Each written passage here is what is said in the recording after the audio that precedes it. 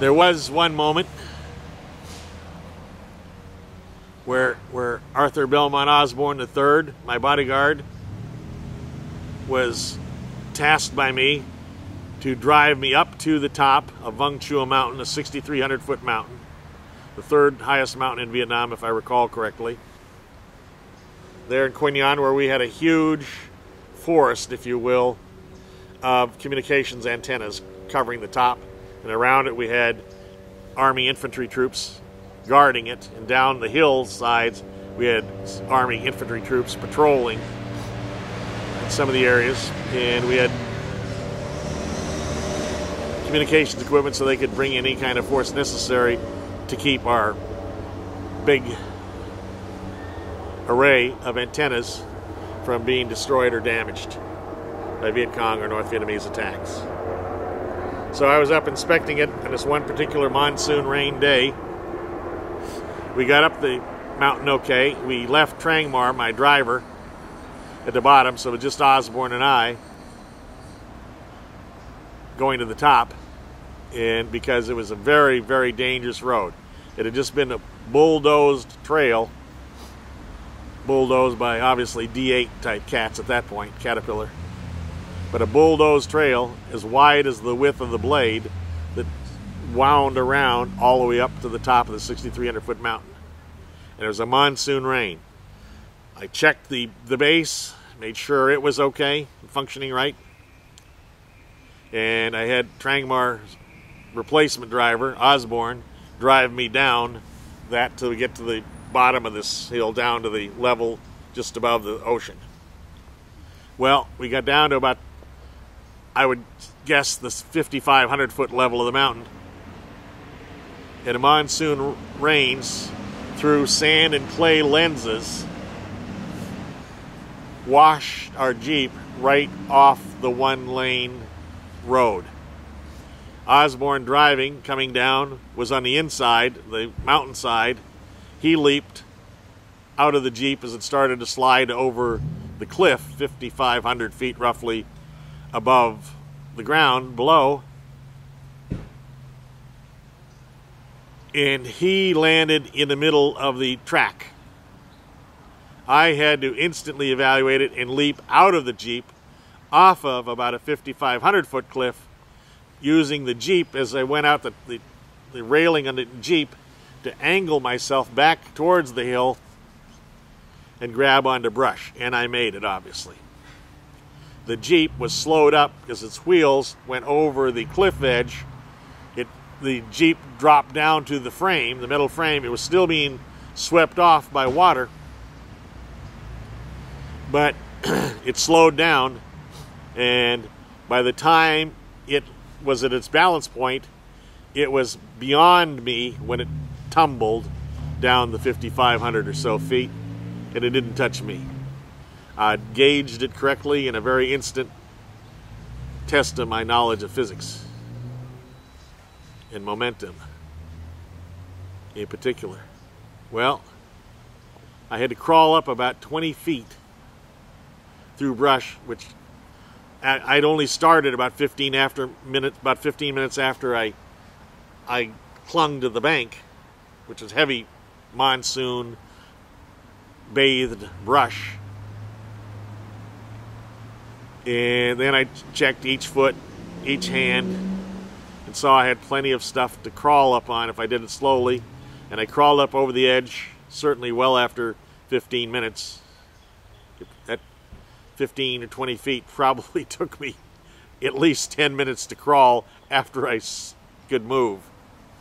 And I did. As I got over the edge and got all my body parts on top of this running stream of water that was from a sand clay lens higher up the mountain, I saw my driver.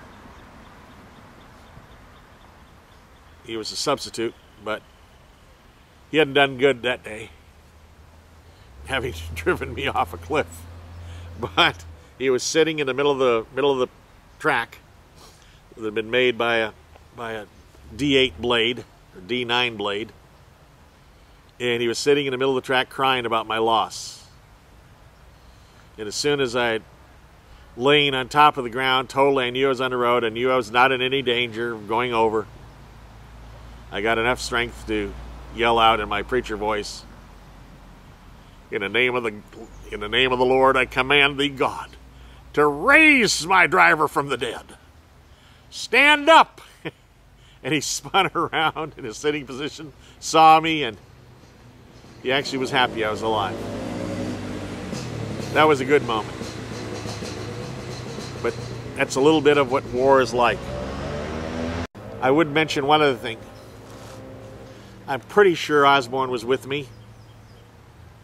At a time I was delivering cryptographic codes to the Mang Ho base of the Korean Tiger Infantry Division. And we were a few miles from it, and we were along this area of rice paddy and jungle intersection. And the road, of course, was in the rice paddy area. And as we come around an area of jungle, we see up ahead that there were scores of American soldiers from different types of units that were pinned down in this rice paddy by fire from the edge of the jungle line. And I and my bodyguard and my driver took cover behind the low walls of the rice paddy. And I had a PRC-6, and I called in, and I got first out there a fixed-winged spotter plane, and I threw a smoke grenade to indicate where the jungle line was that we were being pinned down by in a non-verbal way to verify my verbal thing to him. He spotted it, and I called in bombers. And within a matter of maybe 15, maybe 20 minutes after that, being pinned down under intense fire from the jungle line,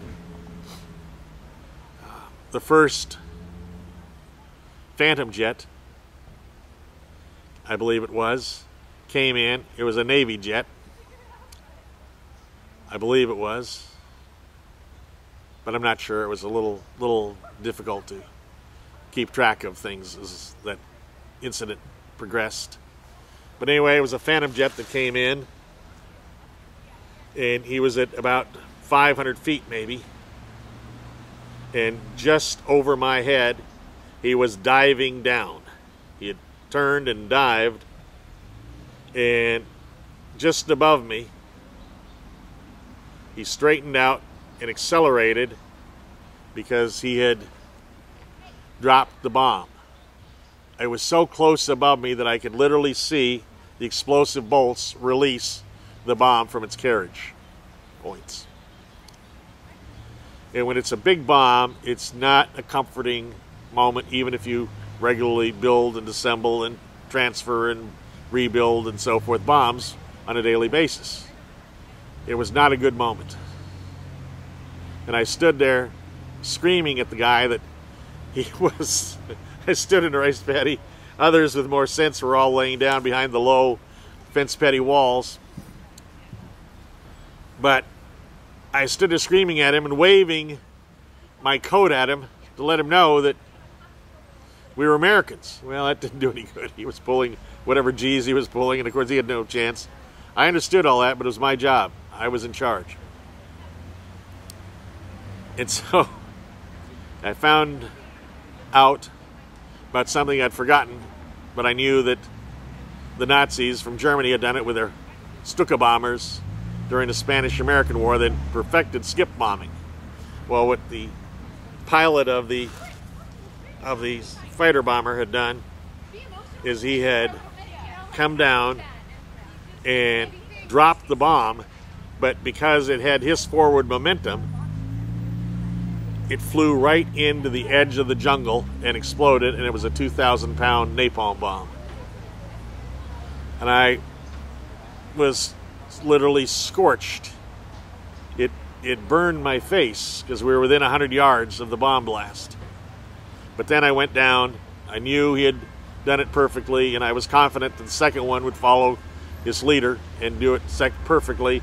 And he laid his 2,000-pound napalm bomb down very close to the first guy's bomb, but it created an incredible conflagration in the jungle facing all these people, which included us, who were Americans from various units in the Army. After waiting several minutes, and everybody started to slowly get up, get back in their vehicles, and go on to wherever the hell they were supposed to go, and we did, and went on to the Mang Ho camp. Because everybody in that group of Viet Cong or North Vietnamese or mixed, whatever it was, they'd all become crispy critters. We burned them to death. Well, that's a good afternoon when you're saving other American soldiers' lives. And that's what I wanted to do in Vietnam, because I knew I had skills that were unusual and could develop unusual skills. And I did both those things. And I did save American lives. But it doesn't just leave you. It never goes away. I can still smell the burning forest sometimes now. And it's not good for humans to experience that kind of moment in their lives.